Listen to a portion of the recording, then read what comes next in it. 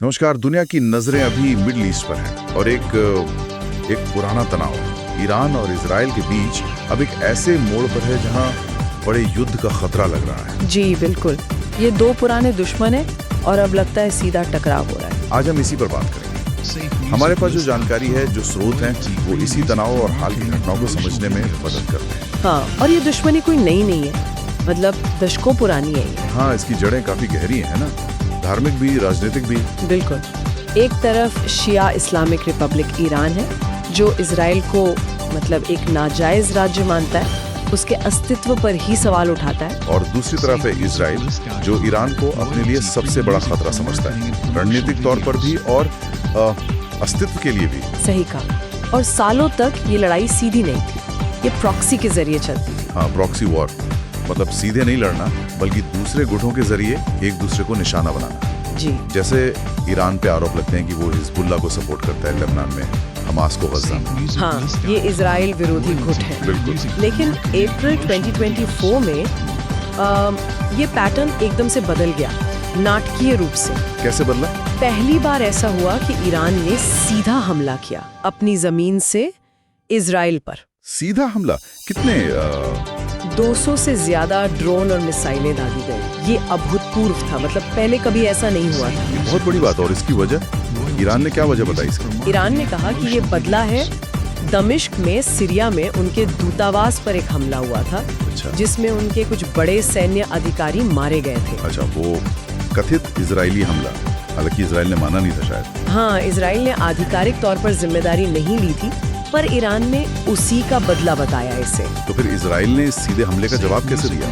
इतनी मिसाइलें, drone. Israel के पास अपना एडवांस्ड एयर डिफेंस सिस्टम है, आयरन डोम। हाँ, सुना है उसके बारे में। और अमेरिका, ब्रिटेन, फ्रांस, इन सब ने भी मदद की, तो लगभग सारी मिसाइलें और ड्रोन हवा में ही रोक दिए गए। ओह, मतलब ज्यादातर नाकाम कर दिए गए। जी बिल्कुल।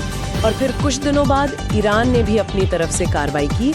ईरान के अंदर और सीरिया में जो ईरान समर्थित ठिकाने थे, उन पर सीमित हमले किए। अच्छा, तो ये जो सीधा हमलों का लेन देन हुआ, ये क्या दिखाता है कि प्रॉक्सी वॉर अब खुले टकराव में बदल रहा है? ये निश्चित रूप से एक बहुत खतरनाक मोड़ है। साफ जाहिर है कि दोनों पक्ष अब सीधे भिड़ने से हिचक नहीं रहे हैं। हालांकि आप कह रही हैं कि अभी भी वो पूर्ण युद्ध से बच रहे हैं। हाँ, अभी तक तो ऐसा ही लगता है। लेकिन देखिए, इस टकराव के पीछे सिर्फ ये ताज़ा घटनाएं नहीं हैं। आप उन गहरे कारणों की बात कर रही हैं जो हमने शुरू में कही। जी, वो धार्मिक और राजनीतिक मतभेद तो है ही, फिर ईरान लगातार इजराइल विरोधी गुटों को सपोर्ट करता है, जिसे वो रेजिस्टेंस एक्सिस या प्रतिरोध का अक्ष कहता है।